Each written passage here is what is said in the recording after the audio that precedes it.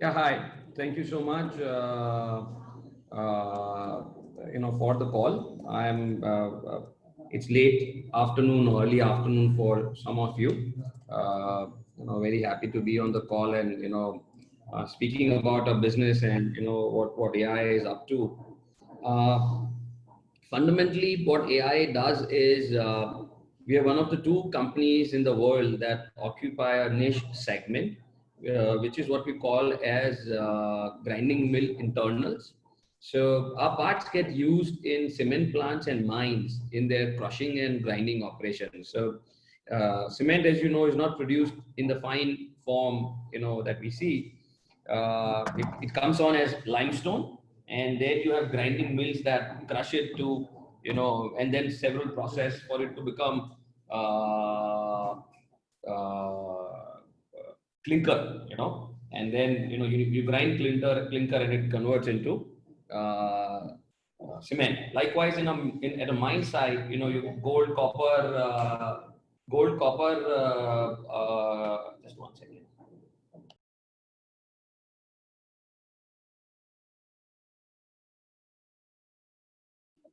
Sorry about that. So in gold and copper, so before metal can be separated out, ore needs to be ground or crushed into fines, and then the metal separation process happens. So in both these industries, you employ what's known as grinding mills to do the grinding and crushing. We don't make these mills; we make everything else that goes inside it. So typically a mill, if I give you an illustration, a mill is about 80-20 meters in length and 4 to 5 meters in diameter. So it's a large shell, rotates on its horizontal axis, and inside it you would have about a million. So your input feed, imagine a large drum, 80-20 meters in length, which is rotating on its horizontal axis. Your input feed, which is mineral ore or cement or clinker coming in from one side, and ground powder coming out from the other side. So the large shell that rotates on its horizontal axis, as the input feed comes in inside the mill, what we call mill internals or wear parts, you would have about a million balls of grinding media, as we call it, which range from 15 millimeters to 100 millimeters. And as the mill rotates, you have these mill linings that line the shell. And as the mill rotates, these linings lift the ball and they fall back into the mix. So you have about a million hammer type impacts, that occur inside the mill, primarily by these balls falling over each other. So you have these linings and balls, million balls, that actually do the grinding and crushing of the input feed. So inside the mill, you got impact because the balls follow each other. You've got abrasion because you're grinding earth. You've got silicates and quartz, and you've got corrosion because at mines it's a slurry. There's water in the process. So because of impact, abrasion, and corrosion, these parts are subjected to wear and they continuously wear away. So that's our business. We make these wear parts. We are an industrial consumable, and they need to be continuously replaced. So about 99% of our business today is making these wear parts or industrial consumables for the cement plants and the mines. What makes it so special? So there are 5,000 foundries in India, 15,000 in China, and so we have almost a 90-95% market share in India, and we are one of the two in the world doing in our niche space. And I'll explain what our niche market within this market is. First of all, we make these parts in what's called as chrome metallurgy. So we make all our parts in high chromium alloys, and what high chromium does is chromium brings hardness, and but with hardness comes brittleness. So it's like glass. It's hard, so you can't scratch it, but it shatters on impact, right? So hardness and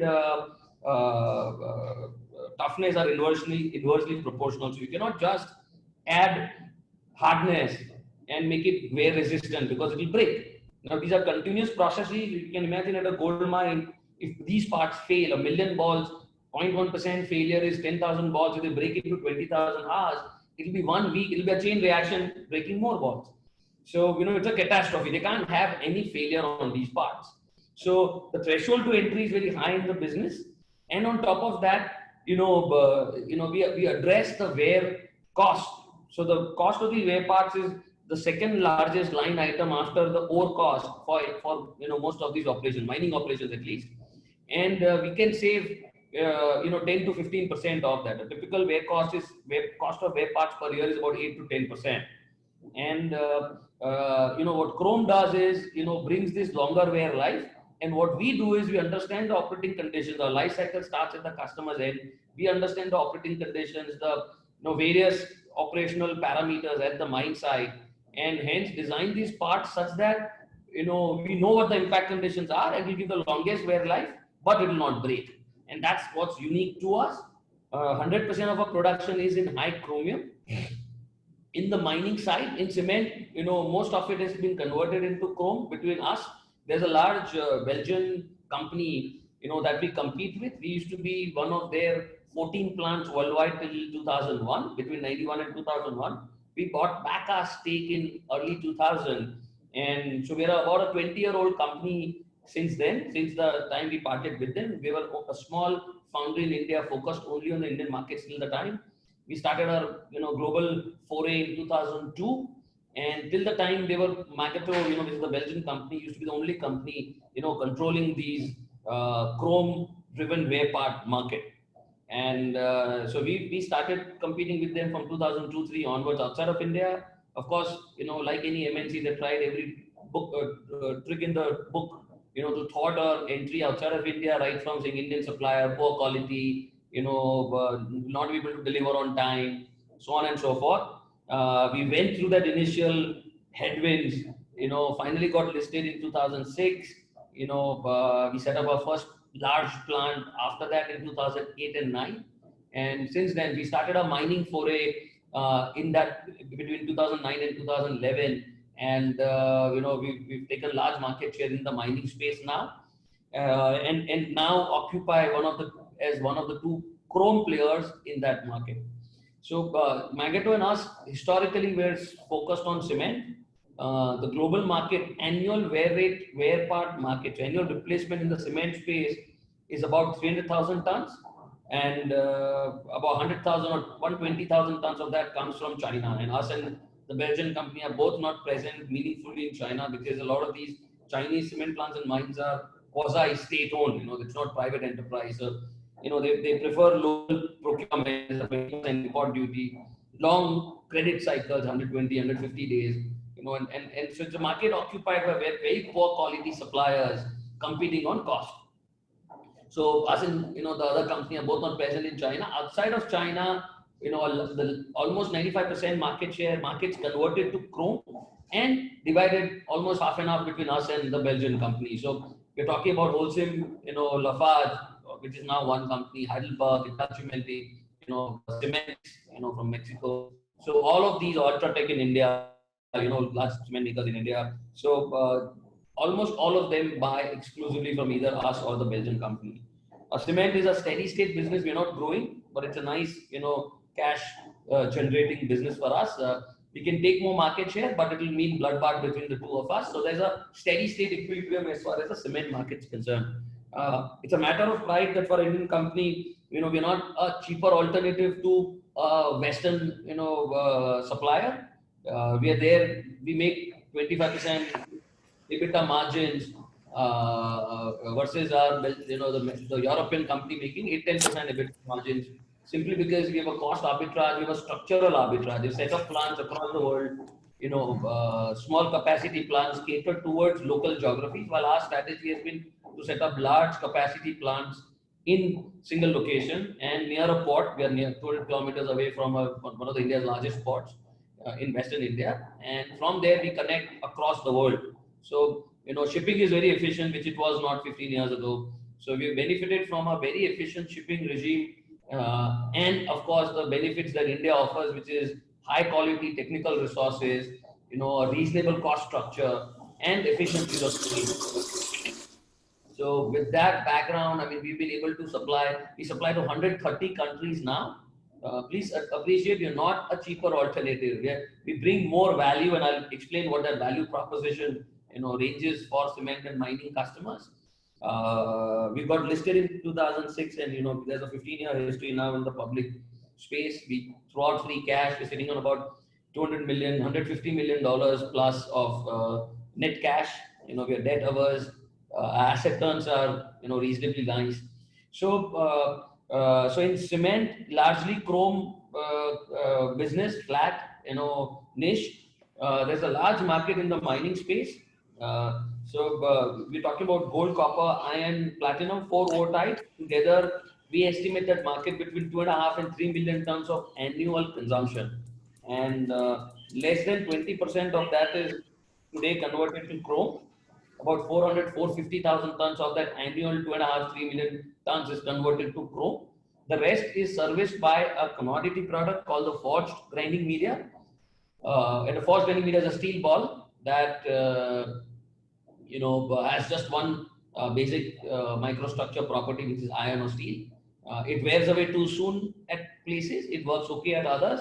So it's more a production and supply and a distribution model where you've got local plants across the world, and they occupy that large market. Foundries typically do not have 100, 200,000 ton plants. It's us and the other company that have now started doing these large plants, or we've started doing these large capacity plants, and where we're now converting forged uh, supply to a chrome supply. And we're doing that on the back of three value propositions that we offer. Please understand that we are not a Indian company exporting this product. We've got about 70 people outside of India. 100% of the last mile is local. So the guy in Australia who runs a business there has been around for 30 years doing just this. Maybe with the mining sector, or with the wear part business, but he understands the business is local. To our business in South Africa, to our business in Brazil, in Vietnam, in Canada, and US. So in Ghana, in China, we've got local people across the board. They are engaging with local customers, time zone, language, relationships, and we are supplying on a delivered basis to all our customers. So for our customer, it doesn't matter if he's buying local or he's buying from India. If he gets a delivered product, with a timeline that's been agreed upon. So, and he's engaging with a local person he's known for a long time. So we've got a distribution set structure in place now. We are a local company as far as the end customer is concerned. We're doing the delivered product. Now, value proposition. So we don't have salespeople. Most of our staff is our service engineers. They're always creating a solution for the customers. So for the mining clients, the pitch for converting from to chrome resides in three large engagement points. One is, chrome, because of its hardness, is improves wear life, hence reduces wear cost. If a mine is spending $8 to $10 million, they'll save, $1 to $2 million on wear cost alone. So that's a neat saving that the mine accrues, and that's a direct EBITDA benefit. There's no capex that needs to be done. It's just a replacement of one product to another. So that's one. Second is for gold and copper, we offer what's called down process benefits. So chrome itself has benefits where we can fractionally improve gold and copper recovery, and that's a material saving that accrues on account of the solution that we have. And we can reduce reagent consumption. So these mines consume a lot of toxic reagents, just to optimize their process. And with our product, they can reduce the consumption of that reagent. They are expensive and toxic, and we can help on both those counts. And lastly, we've now started offering mill lining designs. So, and the context to mining businesses are that these are all efficient businesses. They've been optimized 15 years back. So you don't have young engineers saying, I'll go disrupt the mining industry, because most of it is already done. You don't have a lot of companies floating around saying, I'll improve process, I'll do this and that. So most mines are left to their own devices, and they've been operating at what they believe would be optimal operational efficiency. And here's a supplier who's not saying, I'll please buy my part because I'm 10% cheaper, I'm from India. Here's a supplier who's coming along with local presence and local interface. And the conversation is that how can I improve your chrome or your gold recovery? How can I improve your copper recovery? How can I help reduce your wear cost by offering a longer wear life product? And now with the mill linings, which lines the shell and that lifts the ball, we have a design solution there where we engage, study, design a solution where we can increase throughputs by 15-20% and reduce specific power by 15-20%. So mines consume 15 to 20 megawatts of power, very power intensive equipment, and we can save 15-20% of power and increase throughput. So you can imagine mine sites where worsening ore grades mean lower metal output ultimately, and where we can say without adding capital, without adding equipment, or requiring a new greenfield or brownfield expansion with new environmental approvals, use a product, a redesigned product, add balancing equipment if you need to process more, but we'll process more ore through the same grinding mills. So We can improve throughputs by 15-20%. So these are things that we've done over the last 10-12 years, where the whole business philosophy is not that we are a part supplier and we're good at manufacturing. So the competition, which is a forged product or other auto components, which are also foundries but doing large volume production, some of which are well known in India. Their life cycle starts with someone telling them, here's a design, here's a spec, and their job is to do it at a great quality, best lowest cost possible, and offer it to that spec. Our life cycle starts at the customer end. To actually go talk to a gold or a copper company saying, I can work your process, I can do your throughputs, in return just buy my part, which you were anyways buying and wearing it off and replacing. All we're saying is just buy our parts and we'll give you process improvement in return. So it's a very compelling philosophy, where once you are in there, the stickiness is just extremely large. That because now when they buy the parts, like buying a tire from a tire company, but they're saying, I'll give you an efficient fuel efficiency in return. So now you're saying, I don't mind paying a little premium on the tire, because as long as my fuel efficiency can go from 10 miles a gallon to 13 miles a gallon, I've saved much more than the cost of the tire over that period. And that's fundamentally the philosophy on which we've built our business. We are innovators, we're adding new solutions all the time. We are our category leaders as far as, introducing new solutions are concerned. Solutions are new innovation means introducing new solutions that can help improve their cost parameters, improve their throughputs, improve their yields. So that's our business. Happy to take questions.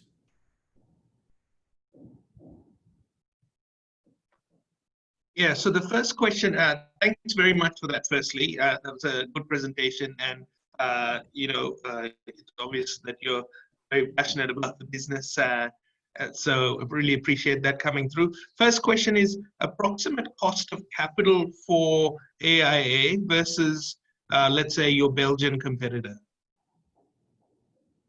So the cost difference would be, I would imagine, 8 to 10%.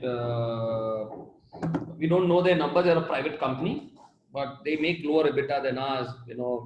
Some part of that cost difference is just structurally how they've got 13 plants in 12 countries, while we've got 3 plants in 1 country. Just that structural difference. Their plants are of a different era when you needed local plants to service, our geography, because shipping was not efficient. Duty barriers were large. The Western worlds were largely moved out of production of some of these parts that we're talking about. So no new capacity, I would imagine, has come up in the last 10, 15 years. So, just the compliances that one needs, the employee, there's no talent now available, new talent, looking to get into these businesses or the shop floor. So I think it's a combination of all of that. We would imagine 8 to 10%, but that's just ballpark our estimate. Okay, so if you spend, I suppose you mentioned before, the last 10 years improving from a technical perspective, and now you're at a position where you can gain operating leverage from this, and particularly as the world is, I suppose, pivoting a little bit away from China. And what is the opportunity for AIA over the next decade?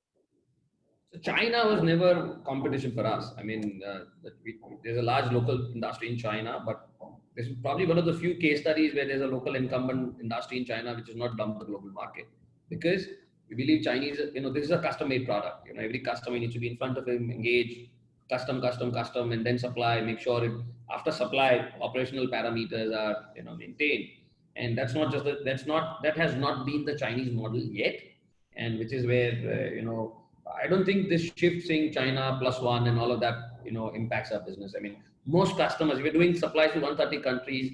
If customers like Rio, Barrick, BHP, Vale, Arcelor, Anglo, Holcim, Lafarge are buying our products and not just 10%, maybe 50% or 100% of their requirements. That's the testimony that, our supply chain has come through. We've got everything in place for them to believe that we can give them a dependable source of supply and solution. Is there any linkages to any businesses AIA has with Australian companies? I mean, you mentioned obviously. We work with Newmont. We've got a large presence in Australia. Yes, significantly significant presence in China, in Australia now. Okay, and so where do you think, from a this decade perspective, where are you going to make the most gains going forward? Sorry, can you repeat? So over the 2020s, let's say the decade that lies in front of us, where do you expect the business to be positioned by, say, 2030? And where do you expect this decade to take you? So we do about 175,000 ton supply to the Indian market, and 175,000 is what we've built over the last 10 years. I think what we believe as an opportunity is at least another 500,000 tons plus that can be converted into chrome.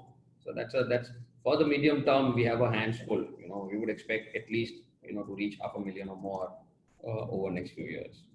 We don't, the timeline we don't know. These are large endeavors that we are taking along. As we grow, there's more clarity we'll have in terms of what that number should be. But we believe there's a reasonable opportunity in front of us. And in terms of your capacity, you said that you're less than 70% capacity utilization at the moment, and you're expanding to 80%. Where do you see the market share moving over the next 2 to 3 years? So whatever, we don't know if the competition is adding new capacity just because of their own, their situation. They're owned by a Chilean conglomerate, and we don't know what's going on with their view on the business that is their own. But they've not added capacity that we know of over the last 5-7 years. And any new capacity is going to be at least 4-5 years in the Western world, at least 3-4 years in the Western world, not less than 3 years in any other part of the world, China, India, etc. So whatever conversion will happen is going to come through us, and so the market share increase will be linked to capacity that we are adding or conversion that we are doing. Okay, and just one more question, really. From a growth catalyst perspective, if you were to identify, one or two key aspects of your growth going forward, then what are the things that are going to have a biggest impact on that? I think we just have to keep doing the beauty of our business, or the way Mr. Shah has, strategize the business is to be extremely focused. If we put blinders on ourselves in terms of, we are one of very few companies which has got a very basic industry. We're not making, electric cars like Elon Musk is, right? So, the world doesn't know, and, it's a basic, but within that industry to be so focused and to have the eye on the ball and say, I will add value every single day to the customer. I do not exist because I have a production capacity and I can, produce in India. The idea is that the customer has to recognize us for the value we bring. So, and that's not easy. For these large customers, go out and say, I can save you X amount, because of my value that I bring, is something that we just have to keep our heads down and keep doing this day after day after day after day across the world. Keep establishing that our solution will add value. That whole engagement point requires us for having incisive surgical focus. That's all. I don't think we don't worry about competition. We don't worry about disruption in technology. We don't worry about all of these global factors that are coming along.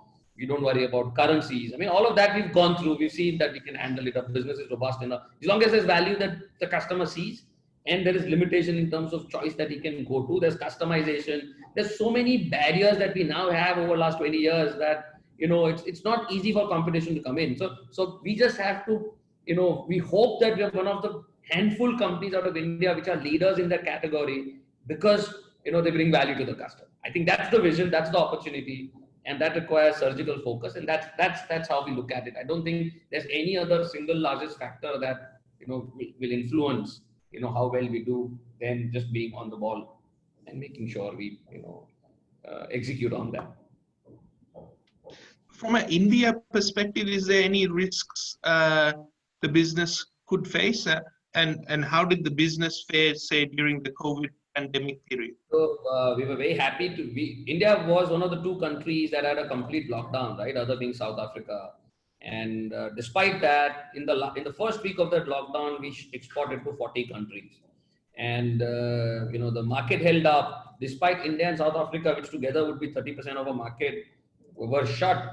We still delivered. In the first quarter, we did 85% of pre-COVID volume. So I mean, that's where we didn't have problems with labor, we didn't have problems with transport, with raw material. Customers paid us on time. We went through 4 weeks of extreme anxiety, just not knowing what's going to happen. Whether iron was going to fall to $40 a ton, people will stop buying copper and electronics. We didn't know. I think as things emerged after that,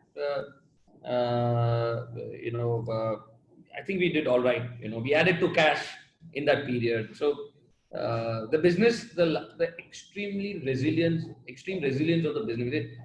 We are diversified because we've got cement, we've got 4 ore types, we're selling in 120 countries.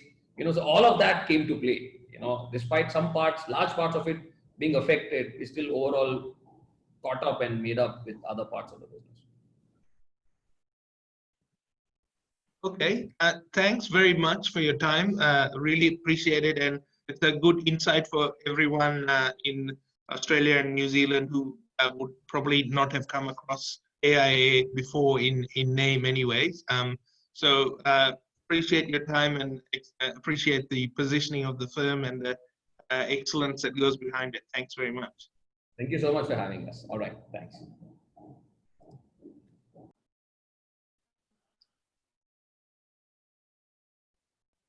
So we have one more speaker and we are just running a few minutes early. So if any of you would like to quickly grab a coffee or something before the final speaker gets started, he is about to log on at any time now.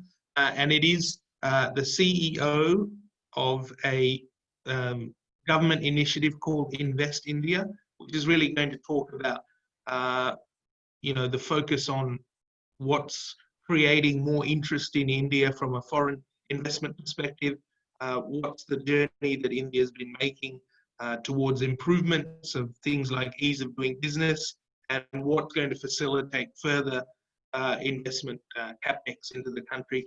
Because obviously, from a local perspective, all the funding for India's growth needs can't be achieved